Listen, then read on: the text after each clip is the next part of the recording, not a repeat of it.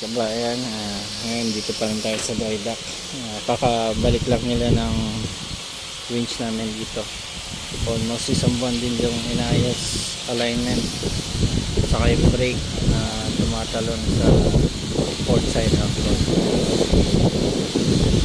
Ito yung boss nila, i-release nila.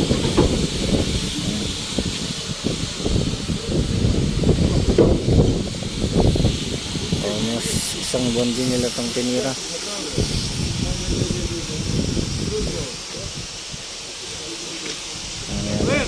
Yes. Ready? Ready? Yeah. Okay, we test. Okay. Take out the pins and we'll try check the first port side. Okay, port side first. Давай. Давай. Стой пока. Я сказал, стой пока.